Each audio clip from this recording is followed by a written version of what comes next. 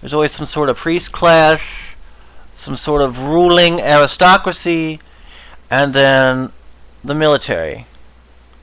Those three,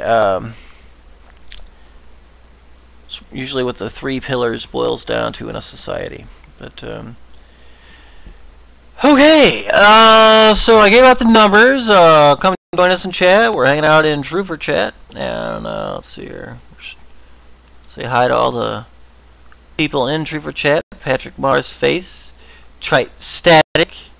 I don't know who else is here. Dog. This dog ain't fixed.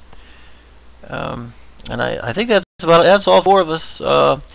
It's an intimate gathering. I think that's what they call it. But alright, so talk some more about Albert Pike, morals and dogma here. Okay. Oh yeah. Well, let me just check the switchboard real fast. Just want to make sure I'm not. Okay. Call lines are wide open, ladies and gentlemen. So you better take advantage of that. No, I'm just. Okay.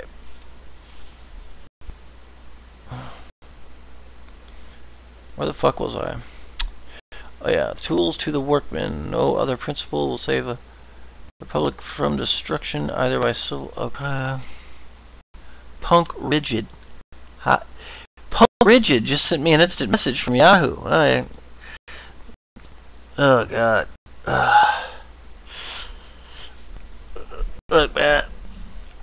I kind of like Yahoo in a way. I mean, I've got some friends from Yahoo Messenger that I've made over the years, but it's crazy, man. There's always like these crazy, horny third world guys that they bother you every second. And it's like, you know, age, sex, location. It's like, I'm male, man, 41, and they're like, oh, I don't care. You know, they still want to show you their cock.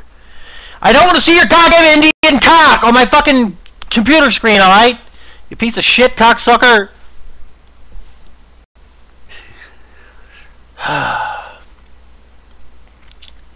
Alright. Let masonry use the pen and the printing press, and the free state against the demagogue, and the despotism against the tyrant.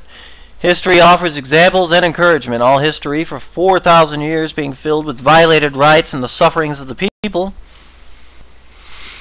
Each period of history brings with it such protest as is possible to it. Under the Caesars, there was no insurrection, but there was a juvenile. Okay, that's where I left off. Despots are an aid to thinkers. Speech is enchant. Yeah, what the hell? Yeah, okay. When silence is imposed by the master upon the people, there springs from this silence a certain mysterious fullness which filters and freezes into the brass and the thoughts. Compression and the history produces consciousness in the historian. The granitic solidity of some celebrated. Okay, yeah, all right. Some celebrated prose is only a condensation produced by the tyrant. Tyranny constrains the writer to shortenings of diameter, which are increases of strength. The Ciceronian period, hardly sufficient upon it would lose its edge upon Caligula.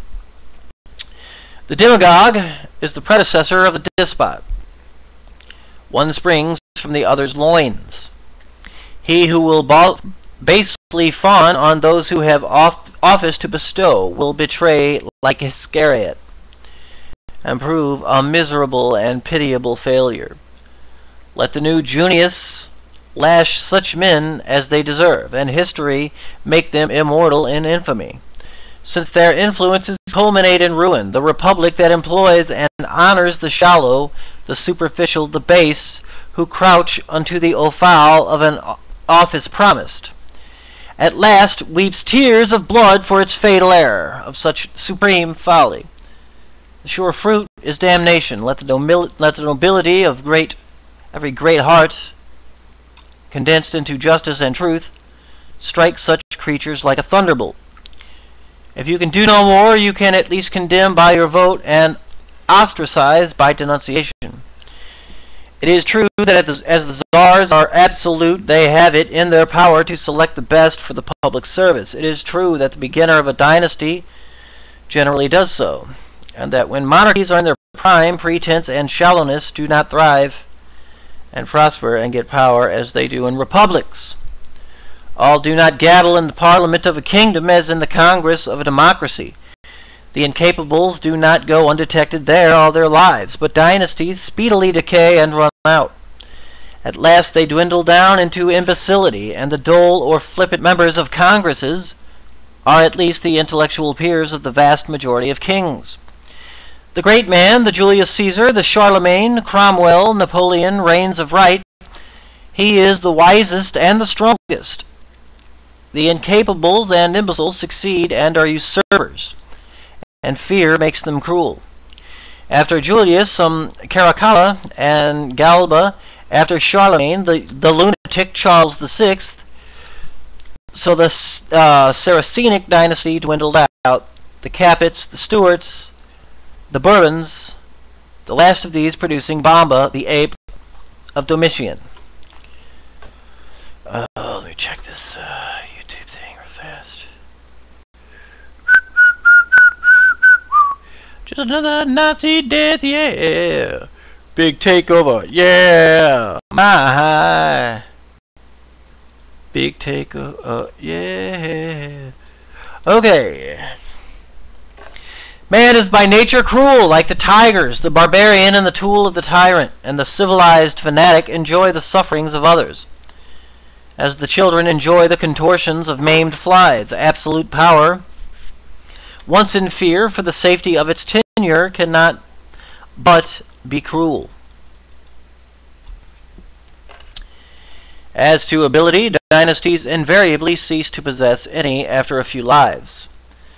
They become more shams governed by ministers, favorites, or courtesans, like those old Etruscan kings slumbering for long ages in their golden royal robes, dissolving forever at the first breath of day. Let him who complains of shortcomings of democracy ask himself if he would prefer a Du Barry or a Pompadour, governing in the name of a Louis XV, a Caligula making his horse a consul, a Domitian, that most savage monster, who sometimes drank the blood of relatives, sometimes enjoying himself with slaughtering the most distinguished citizens before whose gates fear and terror kept watch. A tyrant of frightful aspect, pride on his forehead, fire in his eye, constantly seeking darkness and secrecy, and only emerging from his solitude to make solitude. After all, in a free government, the laws and the Constitution are above the incapables. The courts correct their legislation, and posterity is the grand inquest that passes judgment on them.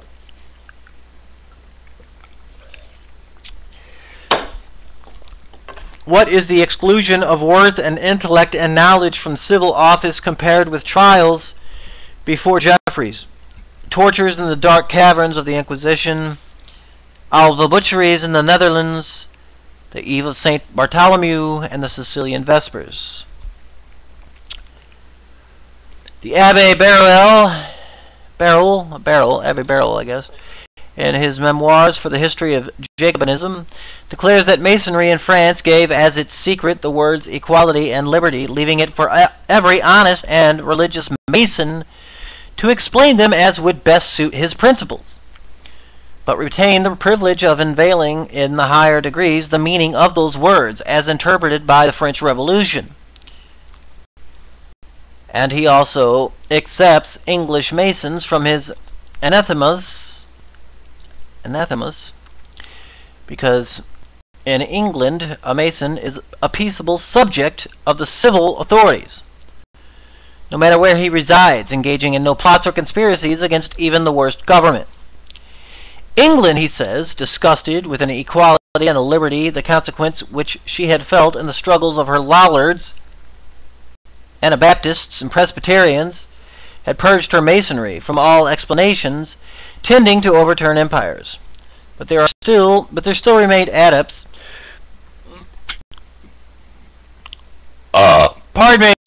disorganizing principles bound to the ancient mysteries. Because true Masonry, unemasculated, bore the banners of freedom and equal rights, and was in rebellion against temporal and spiritual tyranny, Its lodges were proscribed in 1735 by an edict of the States of Holland. In 1737, Louis XV forbade them in France. In 1738, Pope Clement XII issued against them his famous bull of excommunication, which was renewed by Benedict XIV. And in 1743, the Council of Bernay also prescribed them. The title of the Bull of Clement is the condemnation of the Society of Conventicles de Liberi Muratore, or of the Freemasons, under the penalty of ipso facto excommunication, the absolution from which is reserved to the Pope alone, except at the point of death, and by it all bishops, ordinaries, and inquisitors were empowered to punish Freemasons as vehemently suspected of heresy, and to call in, if necessary, the help of the secular arm, that is, to cause the civil authority to put them to death.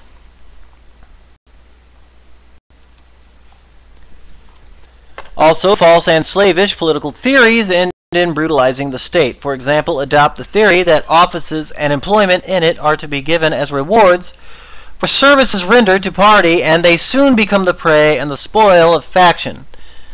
The booty of the victory of fashion and leprosy is in the flesh of the state. The body of the commonwealth becomes a mass of corruption, like a living carcass, rotten with syphilis. All unsound theories in the end develop themselves in one foul and loathsome disease or other of the body politic. The state, like the man, must use constant effort to stay in the paths of virtue and manliness. The habit of electioneering and begging for office culminates in bribery with office and corruption in office.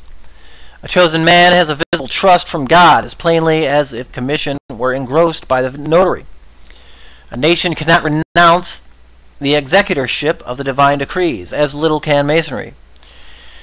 It must labor to do its duty knowingly and wisely. We must remember that in free states, as well as in despotisms, injustice, the spouse of oppression, is the fruitful parent of deceit, distrust, hatred, conspiracy, treason, and unfaithfulness. Even in assailing tyranny, we must have truth and reason as our chief weapons. We must march into that fight like the old Puritans, or into the battle with the abuses that spring up in free government, with the flaming sword in one hand and the oracles of God in the other.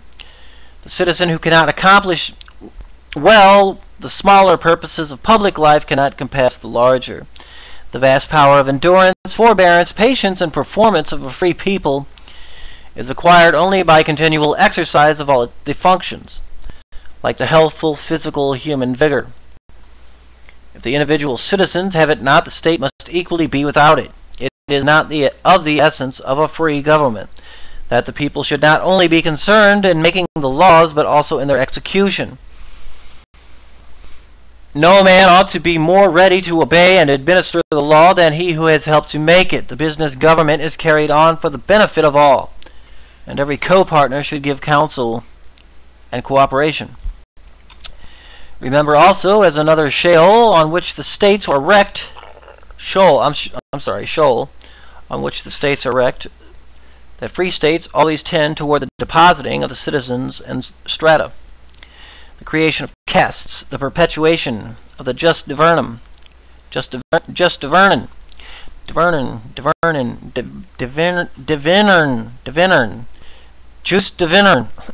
to office and families. Sorry, my Greek is my Latin is just freaking horrible. The more democratic the state, the more sure this result, for as free states advance in power, there is a strong tendency towards centralization, not from deliberate evil intention, but from the course of events and the indolence of human nature. The executive powers swell and enlarge to inordinate dimensions, and the executives is always aggressive with respect to the nation. Offices of all kinds are multiplied to reward partisans. The brute force of the sewage and lower strata of the mob contains large representation, first in the lower offices and at last in senates, and bureaucracy